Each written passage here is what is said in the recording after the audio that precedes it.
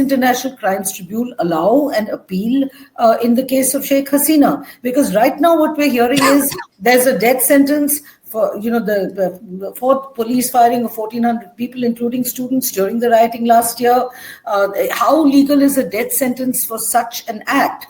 Hasina was not present herself to defend herself at this court. And as a man pointed out, the only defending lawyers were those hired by, as well as judges, hired by the interim administration of Professor Yunus. So I do feel that, and then to Alauddin, you say that, a mass uprising, and that itself is a mandate. In no country, if Bangladesh wants to continue to call itself a democracy, how can you say that a mass uprising itself is a mandate?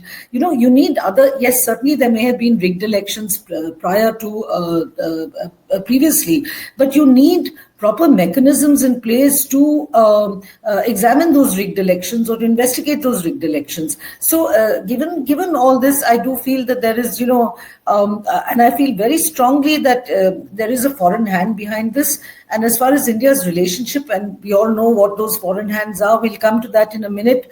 But I think India's relationship, since you brought it up, Zafar, is, I think it can be called a cross-party one, because it's under Indira Gandhi that Madam Hasina was granted asylum in India in the 70s. I remember she was my neighbor on Pandara Road during those years.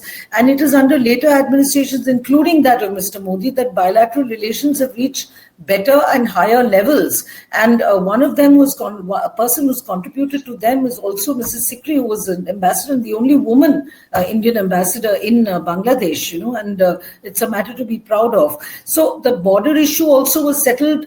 The maritime issues were also settled under Sheikh Hasina during her time between India and Bangladesh. So this is a very valuable relationship.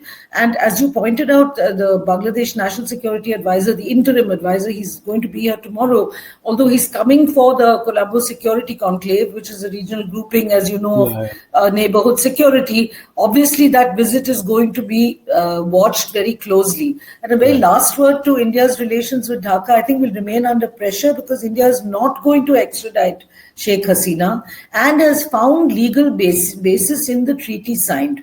Whether it's dubious or not, there is a clause that excludes political asylum seekers from being extradited.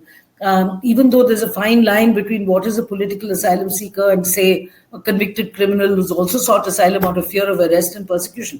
But there is also a clause that either side can withdraw from the treaty with 6 months' notice.